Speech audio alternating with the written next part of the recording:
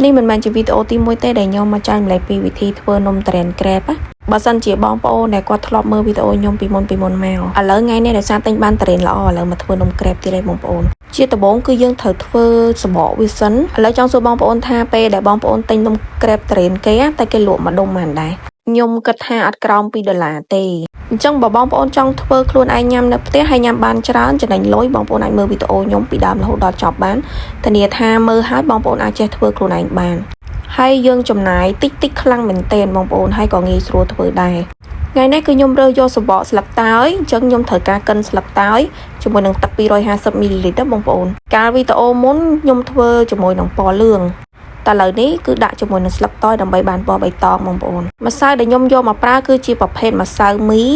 ឬបងប្អូនមានម្សៅធ្វើនំខេកក៏អាចដាក់បានដែរចំពោះម្សៅធ្វើនំគឺត្រូវតែរែងបែបនេះមុននឹងដាក់ចូលលាយគ្នាអញ្ចឹងបងប្អូនដើម្បីឲ្យសាច់នំយើងវាទន់ស្មូតល្អហើយម្សៅអត់កកដុំដូចជាខ្ញុំតែងតែនិយាយតាំងពីវីដេអូដើមមកអញ្ចឹងហើយចំពោះការធ្វើនំដើម្បីឲ្យវាមានលក្ខណៈងាយស្រួលហើយលឿនវាអត់ពិបាកពេលដែលយើងដាក់ម្សៅគឺយើងត្រូវលាយគ្រឿងកូបជាមុនសិនគឺលាយគ្រឿងស្ងួតបងប្អូនហើយបន្ទាប់មកគឺយើងកូរគ្រឿងទឹកគឺវាងាយស្រួលខ្លាំងមែនតើហើយលឿនទៀតសម្រាប់បងប្អូនដែលគាត់ចង់ថែមទឹកដោះគោខាប់ដូចខ្ញុំមិញហ្នឹងក៏ថែមបានបើអត់ចង់ថែមក៏បានសម្រាប់នំក្រែបទុរេនដែលខ្ញុំប្រើសម្បកស្លឹកតើយបែបនេះគឺខ្ញុំអត់ប្រើជាមួយទឹកដោះគោស្រស់ទេគឺខុសពីវីដេអូមុនដែលខ្ញុំធ្វើសម្បកពណ៌លឿងហើយខ្ញុំប្រើជាមួយទឹកដោះគោស្រស់អានេះគឺខ្ញុំប្រើទឹកស្លឹកតើយតែម្ដងហើយដើម្បីឲ្យសម្បកយើងកាន់តែម៉ត់កាន់តែស្មូតកាន់តែទន់គឺខ្ញុំត្រងហើយត្រងទៀតត្រងឡើង2-3ដងបងប្អូនដើម្បីឲ្យទឹកម្សៅរបស់យើងនឹងគឺវាស្មូតពេលដែលយើងចាក់នៅលើខ្ទះទៅគឺវាអត់មានដុបទេអាហ្នឹងខ្ញុំប្រើតម្រងដែលមានសំណាញ់ល្អិតផងណាបងប្អូនណាត្រងឡើង3ដងហើយបន្ទាប់ពីយើងត្រងហើយអីហើយគឺយើងទុកម្សៅរបស់យើងនឹងមកលើសិនមកអាចនឹង20នាទីទៅ30នាទីអញ្ចឹងឆ្លៀតពេលហ្នឹងយើងមកវាយគ្រីមដែលខ្ញុំប្រើនេះគឺខ្ញុំប្រើប្រភេទពួក web topping ដោយសារគ្រីមនេះវាយឆាប់ឡើងល្អហើយវាមានរសជាតិផ្អែមឡំស្រាប់អញ្ចឹងសម្រាប់បងប្អូនដែលអត់ដែលប្រើគ្រីមប្រភេទនេះណាបងប្អូនភ្លក់សិនទៅថារសជាតិផ្អែមប៉ុណ្ណឹងតើវាល្មមសមជាមួយនឹងចិត្តបងប្អូននៅរសជាតិបងប្អូននៅបើសិនជា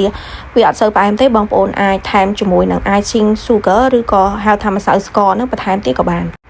ចំពោះ snow terrain គឺខ្ញុំអត់មានថែមអីច្រើនទេគឺខ្ញុំគ្រាន់តែយក terrain ដែលយកមកចកត់ច្បាច់វាឲ្យវាម៉ត់អញ្ចឹងណាបងប្អូនហើយ terrain នេះណាគឺខ្ញុំទិញគេជាសាច់គីឡូនិយាយទៅកន្លែងហ្នឹងខ្ញុំមិនដែរទិញទេតែទិញម្ដងនេះគឺអត់ស្ដាយលុយមែនបងប្អូនគ្រាប់ terrain គឺទូចទាំងអស់ហើយនេះគឺជា terrain ចការរបស់គាត់ផ្ទាល់ហ្មងណា terrain ខ្មែរយើងហើយគ្រាប់គឺគ្រប់ខ្លែបទាំងអស់គ្រាប់ទូចមែនតែនហ្មងនិយាយទៅញ៉ាំអត់ស្ដាយលុយទេសាច់ឡើងពេញហ្មងហើយខ្ញុំចង់ប្រាប់បងប្អូនថាចេះកូនបើខ្ញុំអត់ចេះញ៉ាំតារ៉េនបងប្អូនគាត់ថាតារ៉េននឹងស្អុយ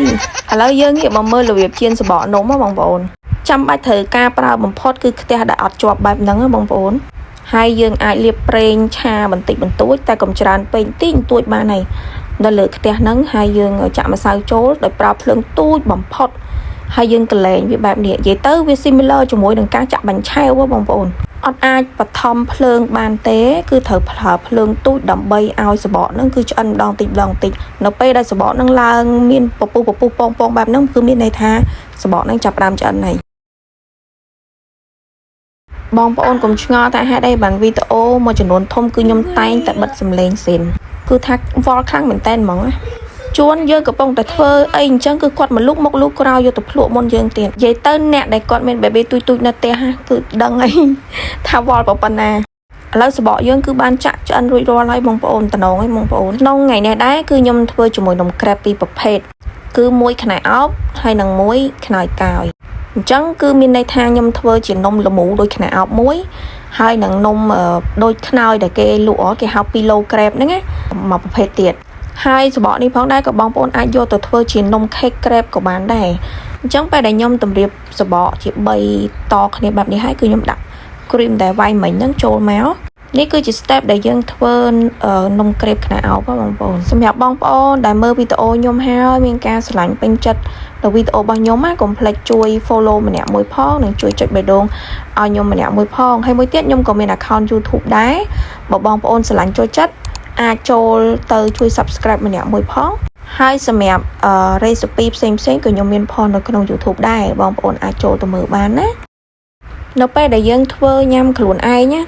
ទីមួយគឺយើងអាចដាក់គ្រឿងតាមចំណូលចិត្តរបស់យើងបានយើងអាចដាក់វាច្រើនទៅតាមចំណូលចិត្តតើខ្ទិះខាប់អញ្ចឹងណាបងប្អូនពេលដែលយើងទិញគេវារៀងអាលៀតអញ្ចឹងណាដល់ពេលយើងធ្វើខ្លួនឯងយើងស្រឡាញ់ប៉ុណ្ណាយើងដាក់ប៉ុណ្ណឹង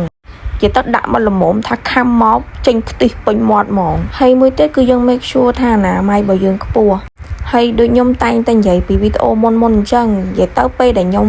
ធ្វើអីញ៉ាំនៅផ្ទះអញ្ចឹងគឺកូនខ្ញុំគាត់សប្បាយចិត្តខ្លាំងមែនតើហើយគាត់ចូលចិត្តនិយាយទៅគឺគាត់អត់ចូលចិត្តទិញគេទេគាត់ច្រើនតែចង់ញ៉ាំអីអញ្ចឹងគឺគាត់ប្រាប់ឲ្យខ្ញុំធ្វើហើយ